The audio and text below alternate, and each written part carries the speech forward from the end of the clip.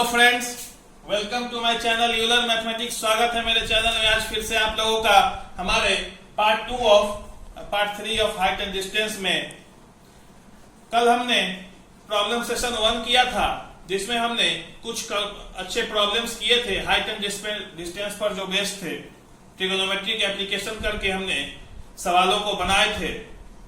आज फिर से मेरे हिसाब से कुछ और टाइप्स ऑफ क्वेश्चंस हो सकते हैं जो आपके एग्जामिनेशन में आ सकते हैं, इसलिए मैं एक और problem session same chapter height and distance पर लेने जा रहा हूं, ताकि आपका कंसेप्ट और बिल्डअप हो सके और हर तरह के प्रॉब्लम्स से आपको परिचय हो सके। आप हर तरह के प्रॉब्लम्स को देखकर एग्जाम में जाएं, तभी आप वहां पर बना पाएंगे। तो मैं अभी शुरू करने जा रहा हूं problem session 2 which is based on height and distance. तो आइए हम सभी मिलकर सॉल्व करें क्वेश्चंस को फिर से।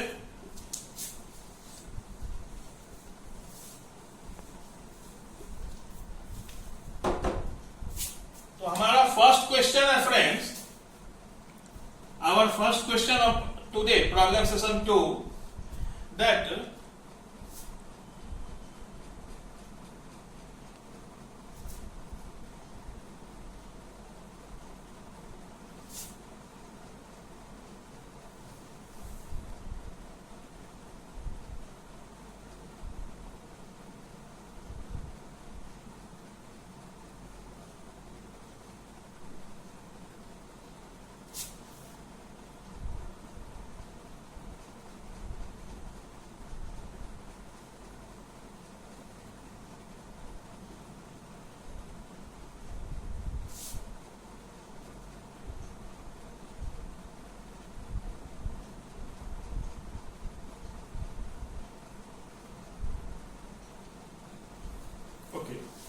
हमने लेआउट ट्राई किया है, ड्रॉ किया है यहाँ पे।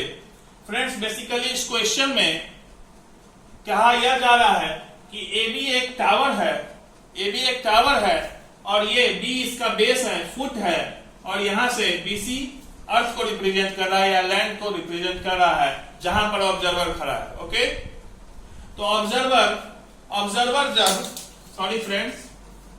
ऑब्जर्वर जब यहां D पॉइंट पर है और वो बिल्डिंग के टॉप को ऑब्जर्व कर रहा है, तो एंगल ऑफ एलिवेशन जो बन रही है वो अल्फा, ठीक।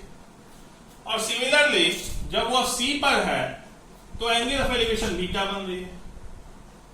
और इस क्वेश्चन में दिया है कि D और C के बीच की दूरी 40 मीटर है। ओके फ्रेंड्स, और मैंने अज्यूम किया है कि AB यानी टावर की हाइट कैपिटल H है और बिल्डिंग के फुट और फर्स्ट पॉइंट ऑफ ऑब्जर्वर के बीच की दूरी स्मॉल h है। इतनी बात समझ में आ गई? तो हमें बिल्डिंग की हाइट निकालना है, फाइंड आउट करनी है in terms of alpha and beta. हमने ऐसा क्वेश्चंस कल किया था, कल वाले सेशन में या पिछले सेशन में हमने ऐसा क्वेश्चन किया था, पर वहां अल्फा और बीटा की एक डेफिनिट वैल्यू दी हुई थी, तब हमने h की सर्टेन वैल्यू फाइंड आउट करी थी। सेम प्रोसीजर यहां पर अप्लाई करना है, बस हमें अल्फा और बीटा के टर्म्स में आंसर को निकालना है। तो सिर्फ मैं ये क्वेश्चन इसलिए करवा रहा हूं ताकि अगर आपको इस तरह का क्वेश्चन आ जाए तो आपको घबराहट ना महसूस हो कि यहां तो एंगल का कोई सर्टेन वैल्यू दिया ही नहीं है, एंगल के टर्म्स में है, या अल्फा बीटा वेरिएबल है। ओके, तो इसको हम लोग आते हैं, सॉल्व करते हैं, देखते हैं क्या होता है। तो अगर सिमिलरली पिछले क्वेश्चंस की तरह अगर हम इन ट्रायंगल ABD बात करें तो tan ऑफ अल्फा जो होगा वो AB अपॉन BD होगा। ओके, इतनी बात समझ में आ गई? तो BD जो है यानी H अपॉन H, जो हमने एज्यूम किया है यहां पर, ये हमने H अपॉन H एज्यूम किया था रिलेशन। तो tan ऑफ अल्फा जो है हमारा यहां से आ गया, सॉरी, अगर स्मॉल h यहां से निकाले हम लोग तो ये h upon tan alpha. Small h कितना आ गया फ्रेंड्स, कैपिटल H के टर्म्स में h अपॉन tan अल्फा। तो इतनी दूर आप लोग नोट डाउन कर लीजिए, फिर आगे बढ़ते हैं। यहां तक नोट डाउन कर लीजिएगा, इसको मैं उम्मीद कर रहा हूं। काफी इंपॉर्टेंट ऐसा क्वेश्चन तो कर रखा है हमने, बस वेरिएबल्स के टर्म में आप देख रहे हैं कि किस तरह इसको फाइंड आउट करना। अब सिमिलरली इन ट्रायंगल एबीसी में बात करते हैं, इन ट्रायंगल एबीसी में बात करते हैं। क्या लगेगा, tan of beta, tan of beta which is equals to AB upon BC, perpendicular upon base. हम सभी जानते हैं इन बातों को। AB हमने क्या अज्यूम किया है, H, AB हमने H अज्यूम किया है। और यहां एक बात देखिए आप लोग, ये BC जो है, BC is equals to BD plus DC। Okay, इस बात में तो किसी को कोई दिक्कत नहीं होगी। तो BD हमने H के टर्म्स में H upon tan alpha find किया है, प्लस DC हमें गिवन है 40। हो सकता है फ्रेंड्स, एक और एस्पेक्ट हो सकता है कि आपको ये 40 भी नहीं दे, सर्टेन डिस्टेंस दे दे, कुछ D दे दे, H दे दे, K दे दे, तो आप K ले लीजिए, 40 की जगह K पुट अप कर दीजिए और एज यूजुअल बढ़िए, आपको सर्टेन कुछ ना कुछ वैल्यू मिलेगी। तो BC की वैल्यू को मैं उम्मीद कर रहा हूं, ये हमें मिल चुकी है H upon tan alpha plus 40। BC की वैल्यू आ गई H upon tan alpha plus 40। Okay, अब कुछ नहीं, बस इसको सॉल्व करना है और H की वैल्यू निकालनी है।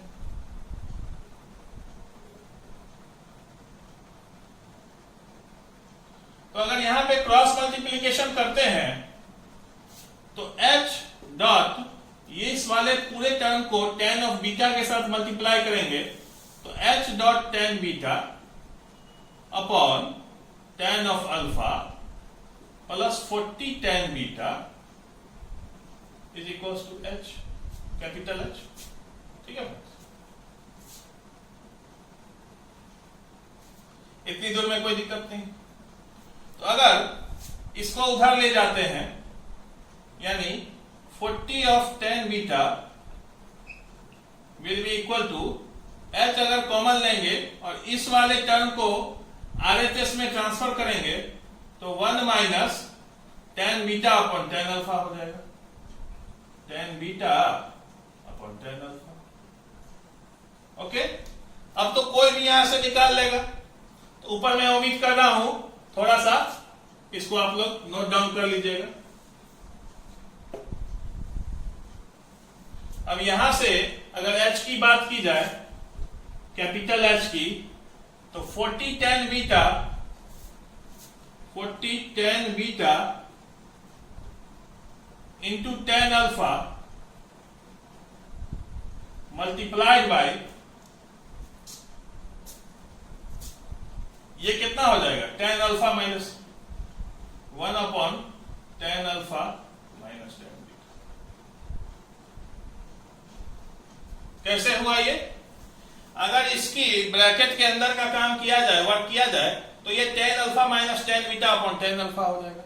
तो H की वैल्यू फाइंड करेंगे तो यहां वाला tan अल्फा इसके साथ मल्टीप्लाई हो जाएगा, हमने किया, और ये यहां जो ऊपर आएगा न्यूमरेटर में, यानी tan alpha minus tan beta, वो डिनोमिनेटर में आ जाएगा। तो फाइनली यही आंसर हो गया। यहीं पे फ्रेंड्स, अगर ये दूरी भी, ये डिस्टेंस भी हमें किसी D, अगर इसको हम लोग को क्वेश्चन में कोई कैपिटल D दे देता या K दे देता, कुछ भी दे देता, तो यही बस 40 की जगह K सब्स्टिट्यूट हो जाएगा। ओके, तो हम दोनों स्टेप देख लिया, इसको नोट डाउन कीजिए, फिर हम लोग आगे बढ़ते हैं। हमारा नेक्स्ट क्वेश्चन है फ्रेंड्स, ध्यान से देखिएगा। क्वेश्चन ये काफी आसान क्वेश्चन है, इससे काफी टफ क्वेश्चंस आप कर चुके हैं पिछले सेशंस में, पर बस लैंग्वेज में इसमें डिफिकल्टी आती है। यहां कह रहा है फ्रेंड्स कि सपोज कीजिए कि ये एक एरोप्लेन है, ये ब्लू मार्कर एक एरोप्लेन है जो कि अर्थ के लेवल से 4000 मीटर की ऊंचाई पर फ्लाई कर रहा है। ओके, और उसके पीछे ध्यान से देखिएगा, उसके पीछे ये रेड वाला मार्कर जो है ये फ्लाई कर रहा है। ठीक है, ओके।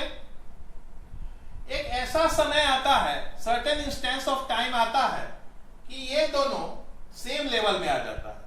ओके, मतलब इस स्थिति में आ जाता है। ठीक है फ्रेंड्स, और एक ऑब्जर्वर जो कि ग्राउंड पर बैठता है और रिस्पेक्टिवली रेड वाले एरोप्लेन को भी देखता है और इस ब्लू वाले एरोप्लेन को भी देखता है। ओके, तो जब रेड वाले को देखता है तो एंगल ऑफ एलिवेशन 30 डिग्री की बनती है, और जब ब्लू वाले को देखता है तो एंगल ऑफ एलिवेशन 60 डिग्री की बनती है। तो हमें फाइंड करना है कि रेड और ब्लू वाले एरोप्लेन के बीच की डिस्टेंस क्या है। ओके फ्रेंड्स, हमने क्वेश्चन समझ लिया। बस सेम चीज को मैंने यहां डिपिक्ट किया है कि सी और डी एरोप्लेन्स हैं जो कि इधर की ओर डायरेक्शन में उड़ रहे हैं। पहले डी वाला एरोप्लेन सी से कुछ पीछे था, लेकिन किसी इंस्टेंस ऑफ टाइम पे ये दोनों एक ही लाइन ऑफ वर्टिकल लाइन के अंतर्गत आ जाते हैं, यानी सेम पोजीशन पे आ जाते हैं। तो यहां बैठा एक ऑब्जर्वर दोनों को रिस्पेक्टिवली ऑब्जर्व करता है, और एक को ऑब्जर्व करने के दौरान 30 डिग्री की एंगल बनती है और दूसरे को ऑब्जर्व करने के दौरान 60 डिग्री की एंगल। और ऊपर वाला एरोप्लेन उस समय अर्थ लेवल से 4000 मीटर की हाइट पर है। ओके, तो हमें फाइंड करना है कि सी और डी, सी डी कितनी है, यानी जिसको हमने स्मॉल एक्स सपोज किया है। ओके, और हमने इसको डी सपोज किया है, ए बी को, यानी बी और ए के बीच की डिस्टेंस को। फिर से in similar way we will also solve this problem by taking relations between perpendicular and base. So first in triangle CBA या ABC जो भी कहिए, tan ऑफ बड़ा वाला का tan लेंगे, ये छोटा वाला का नहीं, बड़ा वाला ट्रायंगल की बात कर रहे हैं तो बड़ा एंगल का tan लेंगे। tan of 60 will be equal to CB upon BA।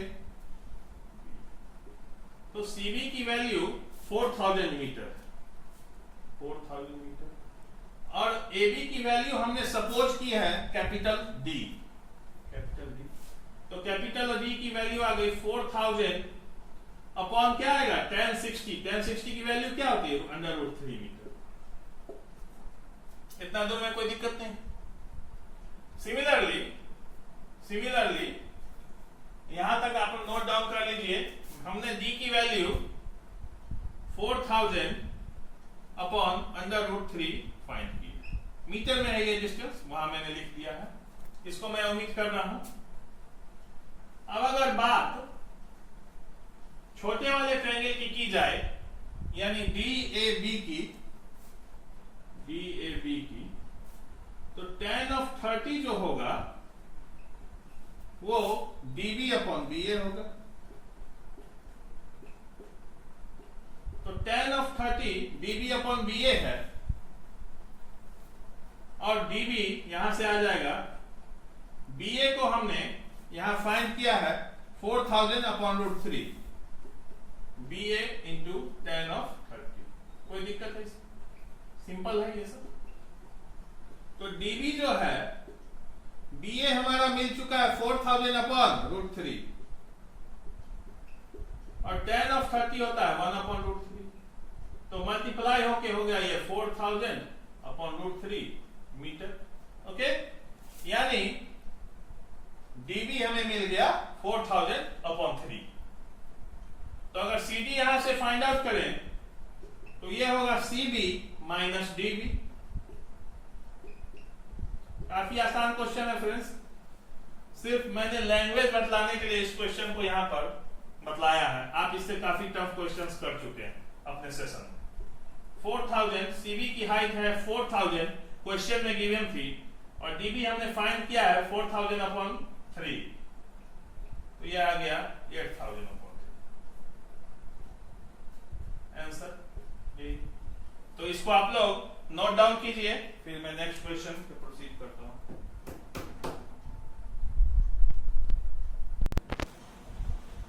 तो हमारा नेक्स्ट क्वेश्चन है फ्रेंड्स, काफी अच्छा क्वेश्चन है। ओके, तो आइए देखते हैं कि AB एक टावर है, AB एक टावर है जिसकी हाइट गिवन नहीं है क्वेश्चन में हमें, और AB के टॉप पर एक ऑब्जर्वर बैठा हुआ है। ठीक, इतनी बात समझ। अब यहां देखिए कि एक कार है जो सर्टेन यूनिफॉर्म वेलोसिटी से, यानी इक्वल वेलोसिटी से, जो वेलोसिटी चेंज नहीं हो रही है, हमेशा यूनिफॉर्म रह रही है, इक्वल है, यानी इक्वल इंटरवल ऑफ टाइम में इक्वल डिस्टेंस कवर कर रही है। यूनिफॉर्म वेलोसिटी आपने क्लास 9th में जरूर पढ़ा होगा, इसलिए ज्यादा डिस्कशन वहां नहीं होनी चाहिए। यानी इसकी वेलोसिटी कांस्टेंट है, हमेशा सेम है, इतनी बात समझ लीजिए। तो एक कार जब यहां से मूव कर रही थी इसके टावर के बेस की तरफ, तो ऑब्जर्वर उसको कब ऑब्जर्व करता है, जब वो पॉइंट डी पर थी। तो जब पॉइंट डी पर थी तो एंगल ऑफ डिप्रेशन जो बन रहा था वो 30 डिग्री का था। सिमिलरली जब वो 15 मिनट्स बाद, 15 मिनट्स डिस्टेंस कवर करने के बाद, सर्टेन वेलोसिटी से 15 मिनट्स चलने के बाद जब वो पॉइंट सी पर पहुंच जाती है कार, तो ये ऑब्जर्वर अगेन उसको ऑब्जर्व करता है और एंगल ऑफ डिप्रेशन जो है वो 60 डिग्री का बनता है।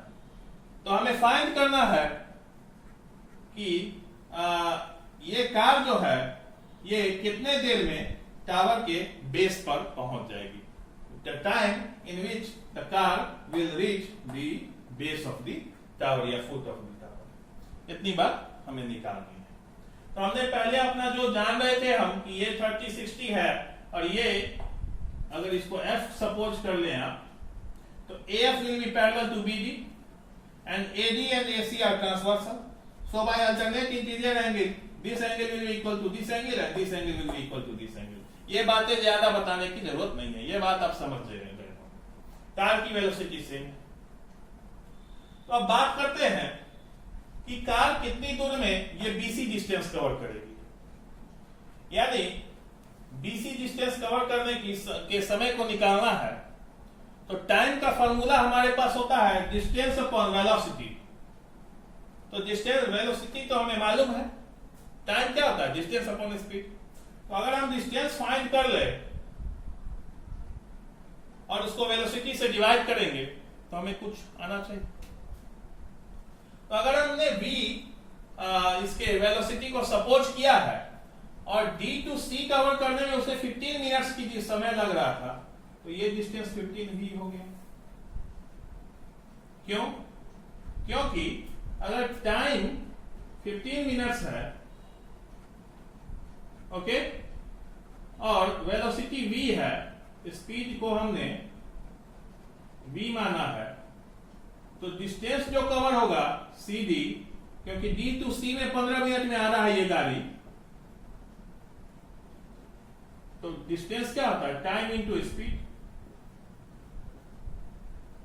T क्या डिनोट कर रहा है, टाइम, टाइम क्या है 15 इंटू v, यानी 15v। ओके, इतनी बात में कोई दिक्कत, इसीलिए हमने CD को 15v यहां लिखा। इस बात को नोट डाउन कीजिए। हमने CD निकाला, ठीक है, v के टर्म्स में। अब सिमिलरली अगर बड़े वाले ट्रायंगल की बात की जाए, या पहले हम लोग इसको इस तरह से देखिए, जिस तरह हम लोग सपोज करते थे, स्मॉल h, इसको हम लोग कैपिटल H सपोज करते थे। सब क्वेश्चन में इसी तरह हमने सपोजिशन की थी। तो अगर tan of 60, या पहले बात लिख लें, इन ट्रायंगल ABC में बात की जाए, ABC, अगर tan of 60 की बात की जाए, tan of 60 की, तो ये क्या होगा, H अपॉन H। हमने टावर की हाइट कैपिटल H एज्यूम करी है और C to B की डिस्टेंस स्मॉल h एज्यूम करी है, तो ट्रायंगल ABC में tan of 60 जो होगा परपेंडिकुलर अपॉन बेस होगा। काफी अच्छा क्वेश्चन है, H अपॉन H होगा। इसको ध्यान से कीजिएगा, इसमें टाइम, डिस्टेंस, ट्रिग्नोमेट्रिक एप्लीकेशन दोनों का इंटीग्रेटेड प्रॉब्लम है। एग्जाम में 6 नंबर के सवाल में ये पूछा जा सकता है, ध्यान से देखिएगा, अच्छा प्रॉब्लम है। तो हमने tan of 60 निकाला H अपॉन H, ओके। तो H की वैल्यू जो है, H की वैल्यू जो है वो हमें मिल गई H tan of 60।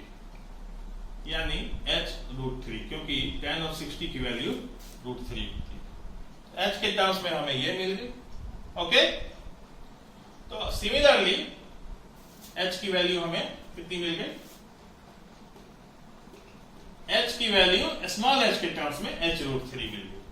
इसको नोट डाउन कर लीजिएगा, इन वैल्यू को जो हमने कैसे निकाला। अब इसी तरह अगर बात की जाए बड़े वाले ट्रायंगल में, यानी ट्रायंगल ABD में, इन ट्रायंगल ABD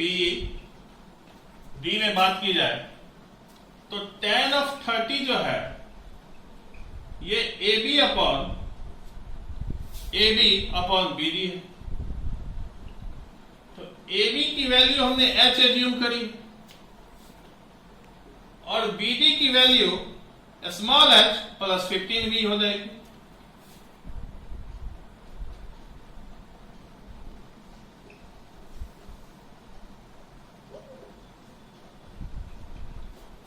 हमने इसको स्मॉल h एज्यूम किया है और ये हमने 15v फाइंड आउट किया था, v जब कार की वेलोसिटी थी। तो tan 30 की वैल्यू √1/√3 होती है और यहां पर h की वैल्यू हम अगर यहां से ले लें, h हमने h√3 निकाला था, h की वैल्यू हमने h√3 निकाली थी और ये h प्लस 15 भी आ गया। ठीक है फ्रेंड्स, तो अगर यहां से सॉल्व किया जाए तो h प्लस 15 भी will be equal to 3h। Okay, then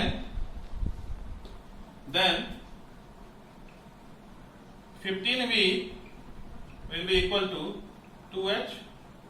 ये एक सर्टेन रिलेशन मिल गया। ठीक है फ्रेंड्स, तो h बराबर h will be equal to 15v upon 2। ये h हमें v के टर्म्स में मिल गया 15v upon 2। इसको नोट डाउन कीजिए।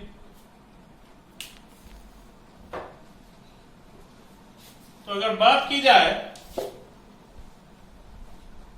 अब हमने h फाइंड कर लिया है v के टर्म्स में, तो अब हमारा काम खत्म हो चुका है। ना तो हमें v निकालना है, ना ही स्मॉल h निकालना है, हमने टाइम निकालना है। क्या निकालना है? टाइम। टाइम क्या होता है? Distance upon speed.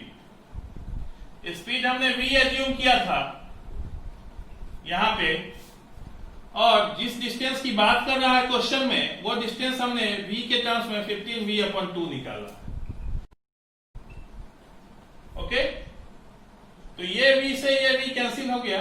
Finally it is 15 upon 2 minutes, that will be equal to 7.5 minutes. Okay, तो यही आपका सॉल्यूशन है। काफी अच्छा क्वेश्चन था, 5 स्टार क्वेश्चन है ये। और अब हम लोग फ्रेंड्स अपने लास्ट क्वेश्चन की ओर प्रोसीड कर रहे हैं, हाइट एंड डिस्टेंस के।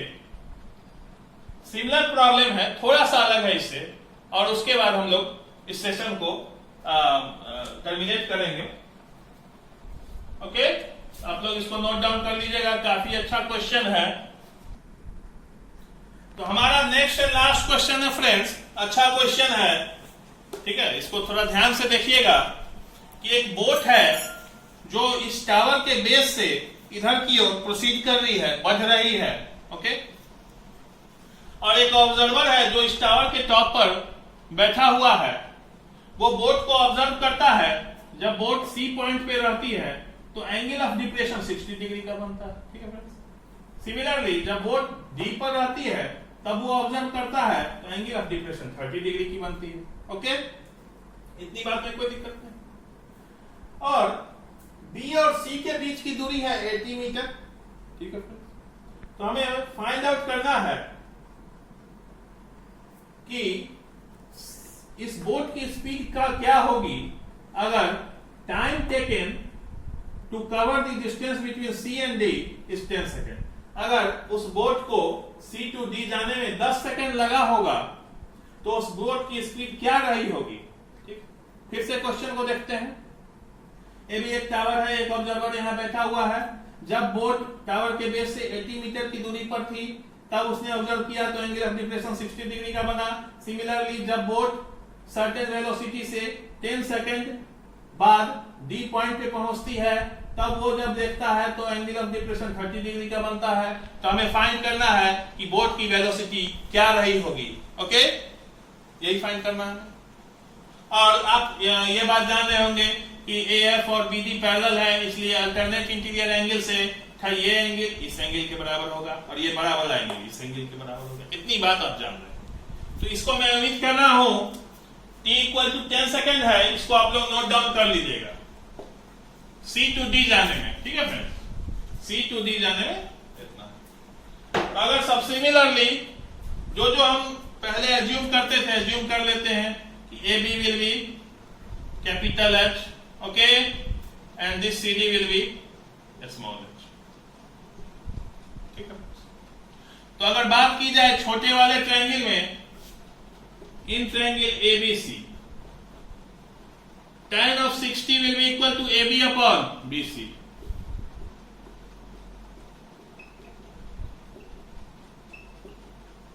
AB हमने कैपिटल H एज्यूम किया और BC 80 मीटर है। ठीक है, तो tan of 60 under root 3 H upon 80, तो H की value root under 3 sorry 80 root under 3 हमें मिल चुकी है। H की वैल्यू आ गई 80 रूट 3, H की वैल्यू आ गई 80 रूट 3 इन मीटर। ये किस चीज में है? मीटर। इतना दूर आप लोग नोट डाउन कीजिए। इसको मैं उम्मीद करता हूं केवल H की वैल्यू वहां हमने लिख रखी है ताकि आपको प्रॉब्लम ना हो। H की वैल्यू हमने 80 अंडर रूट 3 फाइंड की है। अब जिस तरह पिछले क्वेश्चंस में करते थे कि बड़े वाले ट्रायंगल की बात करें तो in triangle A B and D, okay, tan of 30 will be equal to AB upon BD, तो AB हमने निकाला है 80 रूट 3, AB की वैल्यू हमने 80 रूट 3 निकाली। ठीक है फ्रेंड्स, और BD जो है यहां से अगर BD will be equal to BC plus CD, BD will be equal to BC plus CD, तो BC हमने 80 है हमारे पास गिवन है और CD हमने एज्यूम किया है जो कि स्मॉल h है, तो टोटल को 80 प्लस h लिख सकते हैं। टोटल को हम क्या लिख सकते हैं? मैं ये बोर्ड की फिगर अगर उम्मीद करूं आप क्वेश्चन समझ चुके होंगे, तो यहां BD की डिस्टेंस हो जाएगी 80 प्लस h। तो BD के जगह हम 80 प्लस h सब्स्टिट्यूट कर देते हैं।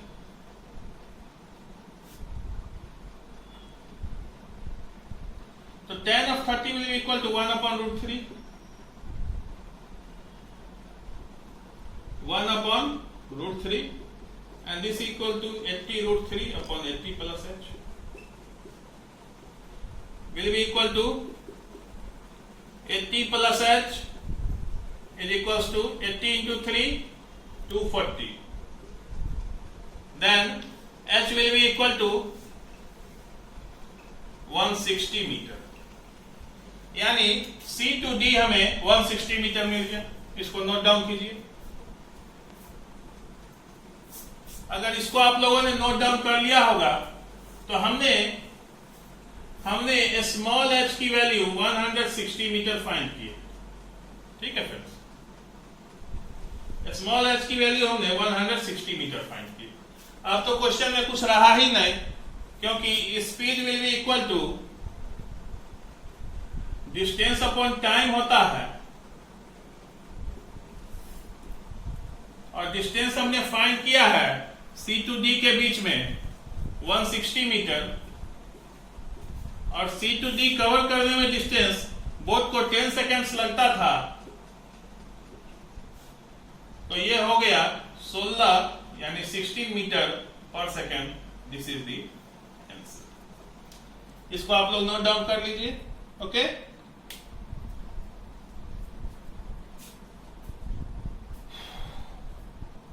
तो हमने फ्रेंड्स आज 4 good questions based on trigonometric applications इस सेशन में हमने देखा।